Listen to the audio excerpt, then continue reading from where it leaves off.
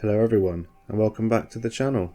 I'm Robbie Rhino, and in today's video we're going to be taking a look at the brother of the FV101 Scorpion, the FV107 Scimitar.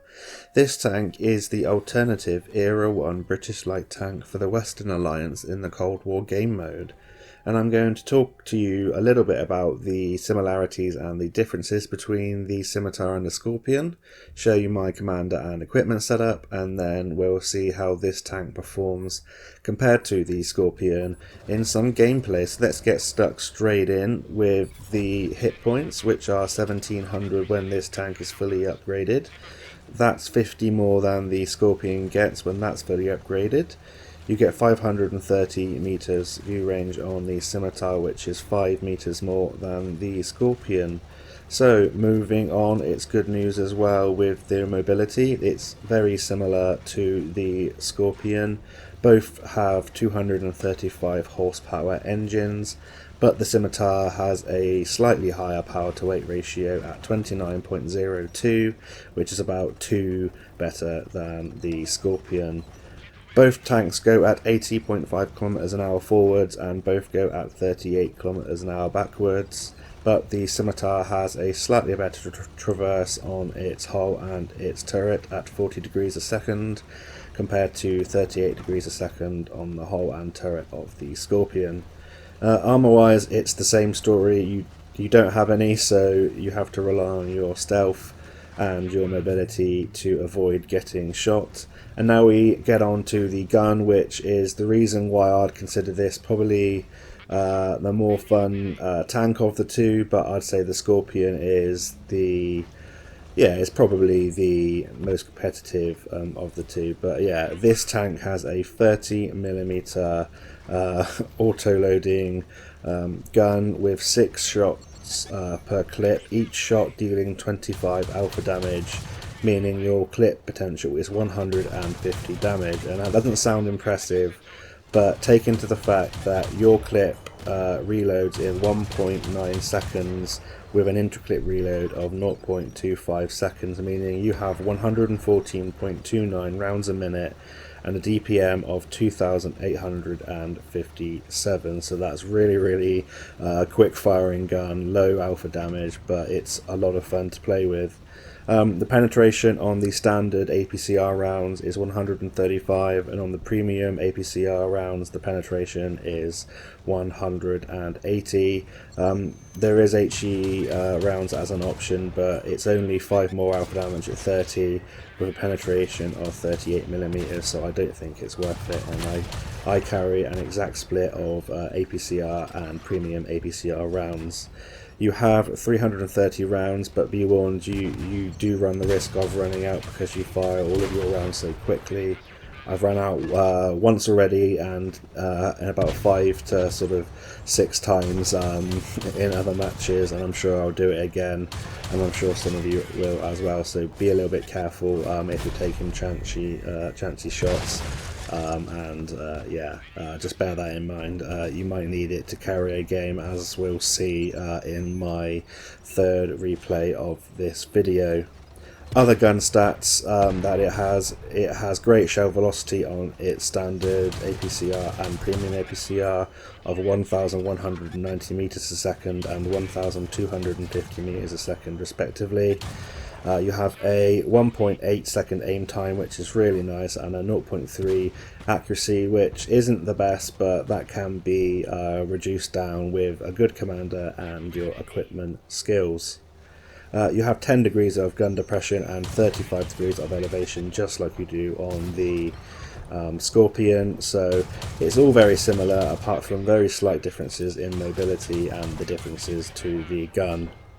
Equipment wise, I run advanced concealment, traction system and advanced powertrain, so slightly different than what I ran on the Scorpion, and the reason for me running the advanced powertrain on the Scimitar instead of the Scorpion is because I feel like this tank is more of a fun kind of meme tank, and I feel like it's better suited to getting up close and personal, choosing half health, lower health targets, putting a few clips into them, running array, getting re-stealthed, and yeah, I kind of play that role a lot more than I did in the Scorpion, although both excel at it, you know, exceedingly well.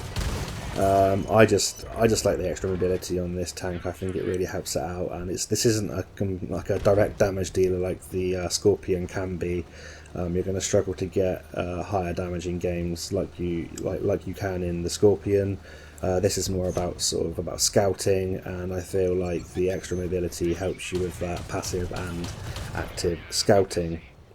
Commander wise, I run Sixth Sense, Born Leader, Rapid Loading, Steady Aim, Snapshot, Situational Awareness, Camouflage Expertise, Muffled Shot, and Green Thumb, so the exact same commander I ran on the Scorpion.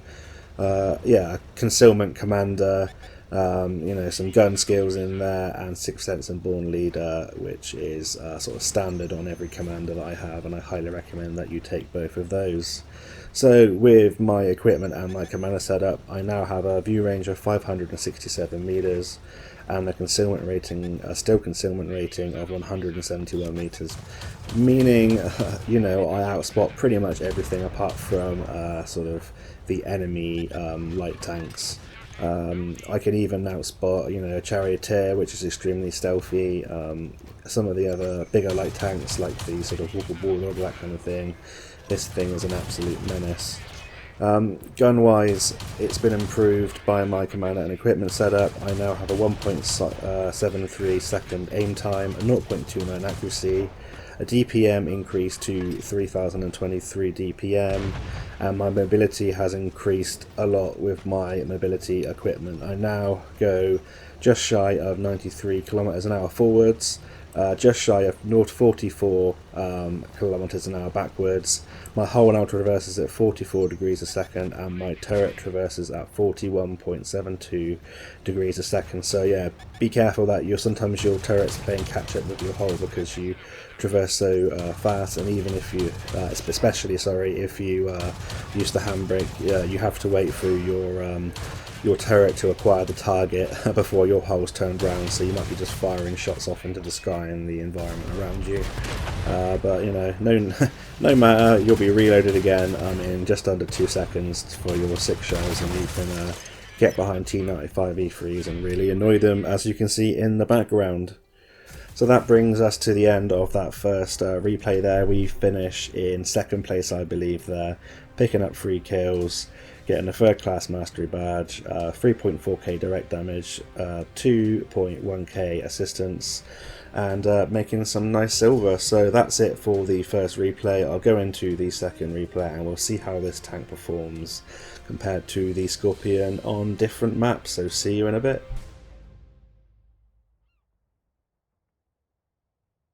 So we're now into the 2nd replay of the video, and we're here on Westfield, which is my favourite map, and it's the perfect map for a sneaky mobile scout tank like the Scimitar. And we are going to head to one of the most powerful positions for a tank that has such good concealment and such good view range and such good mobility, which is around here in the sort of F6, E6 location. You know, there are a number of bushes here. You know, pick your bush and try and sit in it. Unfortunately, we meet an enemy light tank, but we're sort of going to put a few shells into this enemy. I think it's the Walker Bulldog there on the move, and we're just going to zoom around, get re-stealthed, and we are going to sort of rinse and repeat, going into these bushes and spotting everyone that likes to cross on that 0 line. And if you're from the opposite spawn, just do what that Bulldog's doing. If you're in a tank like this, you might not want to push as far over as he did, because you might meet another light tank like me, but if you have the mobility and the firepower to sort of fight your way out of that position, then you know it's a very powerful position. You'll spot all of the opponents that come up from where my teammates have come from, and the possibilities for fantastic sort of assistance damage games, as you'll see in the 3rd game in this video.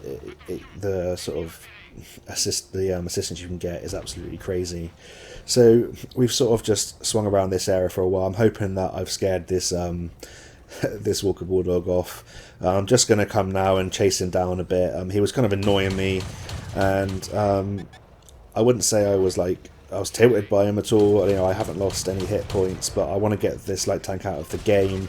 And while my teammates weren't shooting for me, I think it's best to try and hunt this light tank down and get him out of the game, so that I can use that position, you know, by myself, and I can sort of try and passive spot a little bit more rather than having to sort of drive around. And here you can see the ferocious gunfire in.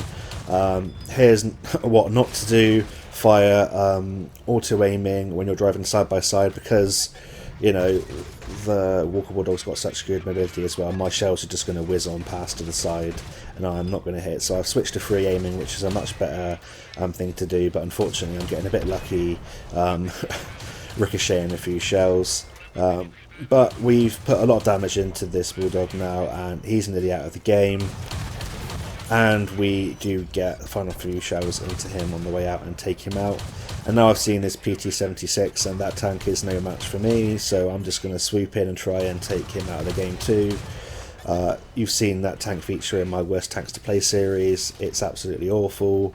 It's awful as a scout, and you know its gun isn't brilliant, and I'm able to out-traverse and outrun that light tank, which is sad for that tank but good for me. And although the DPM is lower than the Scorpion, the Scimitar, it does feel more ferocious sort of up close, because I don't know, they're just getting pounded and pounded and pounded by shells. I don't know, it seems to make your opponents think twice sometimes, and it annoys people enough to sort of bait them into the open. And you can use that technique that I've showed you in previous videos, where you know, you try and put shells into people and just lead them towards your friendlies by annoying them so much, and when they come to chase you, you just drive straight towards where you have tanks overlooking your position, and you are able to to get your assistance for it. So I'm just pushing up now with my spotting. I'm trying to get some spots on the tanks all up here in the sort of north to northwest of the map. It looks like a lot of their team have headed towards my base, so I'm going to come up here, see if I can find a tank that I'm able to out-traverse. I spotted this NM116.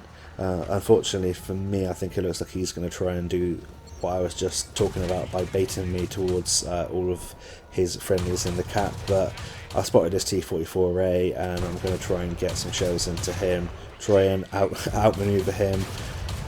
Played really badly there. I actually knocked into him, but I didn't lose too many hit points. And now I'm just going to try and keep moving. Going to pop some smoke there and try and block sight from the people that are capping my base.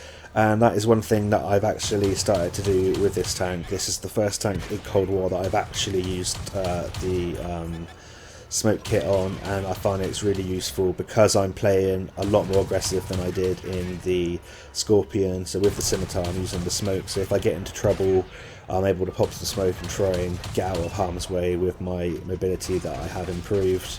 I know there's a 268 behind me, but I know that he'll have a hard time hitting me on the move, as it's a turretless TD, the shell velocity isn't too great, and yeah, I'm kind of just taking my chances now. It looks like we're going to lose this game, so I'm trying my best to to just try and get shots into as many different opponents as possible, trying to distract them so someone on my team might be able to go and reset, but it looks like they're not going to be able to, so I'm going to sweep in for myself, manage to get a reset on, and now I'm going to sort of just keep running rings around these players and trying to get as many resets as possible and as much damage out of this game as I can.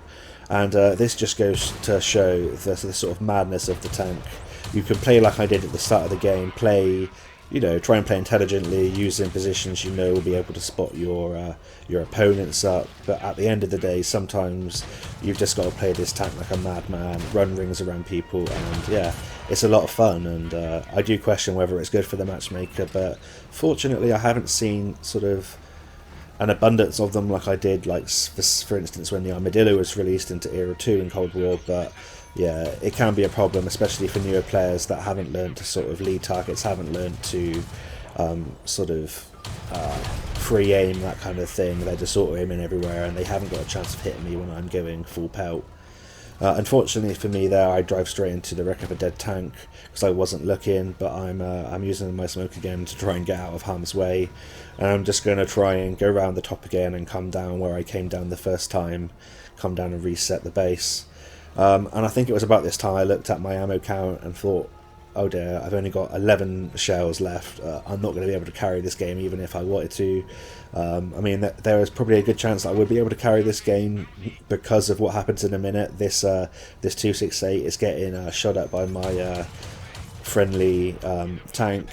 I think he gets taken out in just a second, and that helps me out massively. And I probably could have taken this game down with the help of that medium tank behind me if I didn't waste a lot of shells at the start. But sometimes you just don't know what's going to happen, you know, later in the game. So now there's not much else I can do apart from try and spot for this T-54. Unfortunately for him, he's only got like 50 hit points left. He's a one shot. He won't be long for this world, and I'm going to be left all on my own. Yeah, without any ammo. That 54 is making a great final stand there, taking out the 268, but unfortunately for him, he gets shut down, and it's now me against 5 enemies. Going through my head now to try and win this game. I'm not going to be able to win by just surviving and outrunning everyone hiding in a corner. There's still 5 of them and only 1 of me. I'm probably not going to be able to cap, but I feel like it's my only option. Basically, I don't want to waste anyone's time on my team, really, or their team just, you know, running around just to lose anyway. I'm going to try and cap. I'm going to try behind this building, see how long I can last. Maybe I can get to the end and then sort of sit in some smoke for a bit, and hopefully I cap out. But there's always the chance that the enemy, you know, 1 or 2, if 2 goes into the cap, then I've lost anyway. So I'm sitting here, and then, you know, last resort, I might try and ram someone for a little bit of extra damage. Unfortunately, I pop smoke into the building because I'm an idiot. And then I think about ramming that tank, and you know, I was caught between like 2 mines or 8 mines or whatever you want to call it, and yeah, bit of an unfortunate one, but we still have a great game nonetheless. I think I was still grinding through this tank at that point, I believe, but yeah, we pick up 2 kills, finish top of our team, 3k direct damage, 2.6k assistance. We lost some silver because of the premium APCR, which doesn't bother me, but it might bother you. But the regular APCR is just as good. So we're going to go on to the last replay where I try a little bit of a different tactic on the same map, play more passively, and we'll see how that goes. So I'll see you there in a bit. So we're now into the third and final replay of the video, and we're here on Westfield again, and we're coming from the other side now, so you'll be able to see me use the sort of opposite side to what I was using in the last replay.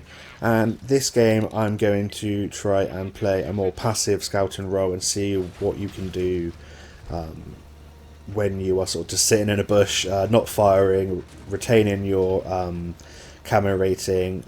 Because of the foliage, they're not able to see me because of the true vision system, and I rack up some quite nice assistance in this game. So I'm going to try and get to the sort of the furthermost bush that I feel is safe. I'm just going to back up bit by bit until I feel like I'm spotting my opponents and I'm kind of safe from getting spotted. I see there's another tank there that I'm not spotting, potential to be another light tank, and I'm just gonna reverse a little bit more, and I'm facing away so that I'm able to get the full sort of brunt of my engine going down the slope if I get spotted, and get away safely. And as you can see, I'm able to spot all of their tanks leaving the spawn. It feels kind of broken doing this. I mean, I guess if there's only a couple light tanks per team, it kind of feels okay, but I mean, there's not much that those tanks can do that have gone into position there. They've gone into a good position. They're going to that flank trying to cover it, but they're just getting absolutely wrecked. And as you can see, I'm not firing, I'm retaining my camo value, and we've already picked up 2.6k assistance damage. And I'm just going to sit here, I'm going to hold my fire and just see how much I can rack up. We're carrying on spotting these tanks, and we spotted a charioteer earlier, and although like the Scorpion and the Scimitar have insane camera rating. The Charioteer actually has a fantastic camera rating as well, and that just shows how powerful this tank's concealment and view range is. And you couple that with its sort of, you know, decent firepower and its and its good sort of mobility and, you know, small size. They're extremely powerful tanks. Not everyone's playing them fantastically well. We finally get spotted by that SU-122-54, but we do notice he was looking at us and we dodge his shell. So we're just going to stay wary. It looks like we've been rumbled here, but we're continuing to spot the tanks there. And I'm just going to use the little dips in this ridge here to stay out of harm's way. I'm still keeping the Charioteer lit, and he gets taken out by my team. And we've picked up 4.4k assistance damage in the first sort of 3 minutes of this battle, which is really, really nice. So now I'm going to sort of push the tempo a bit. I've done the passive kind of side of it. I'm going to push up now to the other side, see what else is still lurking up here, and try and help out the tanks that are on the 0 line. They've been covering me really well. They've been shooting what I've been spotting, so I want to, you know, reward their generosity by giving them the damage. And I'm just going to keep moving in case that SU-122-54 has shots on me. I'm going to keep popping up, keep respotting these tanks here on this hill, and this is why this tank is just so dangerous, because it's so small, it's so nimble, the view range is fantastic, the concealment is great, you know, you have enough firepower to fight your way out of situations with enemy like tanks. You can sort of traverse and outmaneuver pretty much any sort of tank destroyer, you know, heavy or medium. And now I'm going in on this Charioteer because this Charioteer is low health. Lose a little bit of health there against that M48 A5, but we're now out traversing him, and I'm just firing. And if you can see what I was doing there, I think I was sort of taking a guess of where he was still in that smoke. Just free aiming. I'm using that sort of bounce marker to know when I've bounced off, so I know where that tank is. But I do notice they're sort of starting to congregate on me now, so I'm just going to duck down this hill, see if I can bait these tanks out for my friendly tanks that are shooting for me. And as you can see, 3 of those tanks were all coming after me. They're ignoring the tanks that were shooting them from, you know, directly behind me and to my right, and I'm just distracting them enough to keep them lit, keep their attention, and it's getting them absolutely wrecked. Unfortunately for me, it doesn't mean that my team are winning just yet, but if I carry on sort of doing this kind of play style, it means that I'm hoping that my team are going to have the very advantage at the end of the game. Another great thing about sort of preserving your like hit points and your ammunition from playing passively at the start is that at the end, when you might need that firepower, when you might need those hit points to go in and do the damage, you know, you have your shells and you still have your hit points to play with. So now I'm going to rush down forward. I know there's the SU-122-54. I'm trying to sort of wiggle about a bit, obviously not enough. I kind of underestimated his eyesight, I guess. But fortunately for me, I have the mobility to be able to go around the back of this SU-122-54, and I wasn't expecting there to be so many tanks just sat right at the back. I should have known better. I played this game for 7 years. I've seen a lot of new players, especially in Cold War, and I'm hoping obviously still to put out more tip videos, as well as these review videos. I'm still working on sort of formats to do things like that. But yeah, don't just sit at the back like that. It's not really helping your team. It might work once in a while, but if you want to improve your win rate, you've got to be more active. You've got to try and have an impact in any way you sort of can. And now I'm just going to carry on going around, circling these tanks, keeping them lit, using the building as cover. I popped smoke there in the wrong area again. I'm still used to using the smoke. I know it sounds stupid how you can use that wrong, but yeah. It keeps coming out of the wrong part of the tank for me.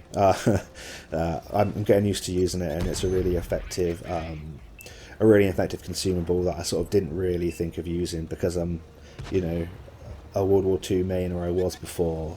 I started to play Cold War a lot more in the last sort of 6 months. Yeah, and it really helps with a tank like this to get you out of situations that might otherwise get you killed. So I'm kind of pushing it a little bit here, and it's still a very, very close game. I don't really want to get killed now and end what could be, you know, a completely epic game. So I'm going to try and escape now. I'm just going to keep zigzagging, keep moving so that I'm harder to hit, and I'm just going to try and keep the enemy guessing. I'm going to do a little roll just because I think it looks cool, and then I'm going to carry on with my journey.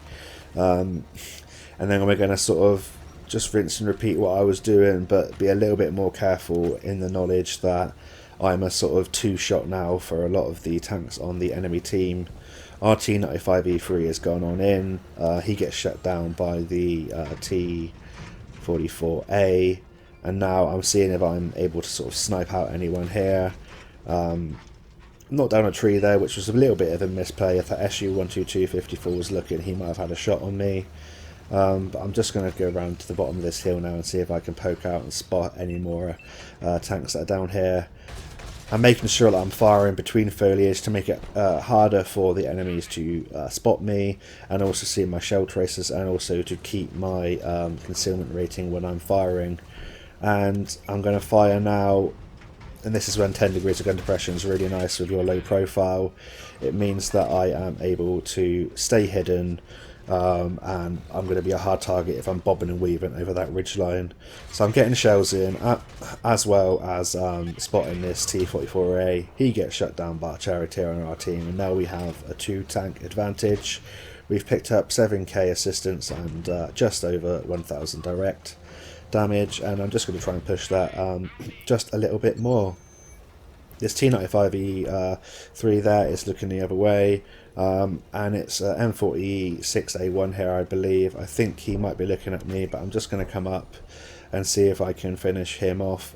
I now notice that his gun was turned the other way, which is good for me, so I get the final few shells into him and pick up a kill. I know it's just the final medium tank on the enemy team, and there's pretty much only one place he can be. It's going to be in the north here. It's going to be at the bottom of that bridge where that ping was. I tell my team I'm on my way. I can take one shot, so I'm happy to lose one shot if it means that I'm the first one to spot this tank, because it means I get the assistance, and I'm also likely to get, you know, at least maybe a clip or two's worth of damage because you fire so rapidly. And the damage does, you know, it soon picks up in this tank if you do manage to out-traverse and outmaneuver your enemies and you get shots into them. And by firing so many shells so rapidly into the sides of tanks, you can often set them on fire. So we've put up a few shells into that T95E3, and we come back with our clip and finish off with our 5th shell in the magazine there for another kill. So that's a victory. We finished third on our team, or second on our team. One of them. We only pick a second class there. We finished third on our team, picking up 1.5k direct damage, 7,000 assistance, 2 kills, and the MVP on our team has had a phenomenal game in his NM116 at 9k direct damage, which is crazy. So good team performance there. We pick up some nice silver, and it's another great battle in another really fun tank. Little bit broken maybe, you let me know, but yeah, I'm glad I went through it. It's a little bit harder to play than the Scorpion, but it's fun nonetheless. So I hope you're all having a good day. Thank you all so much for watching and the support.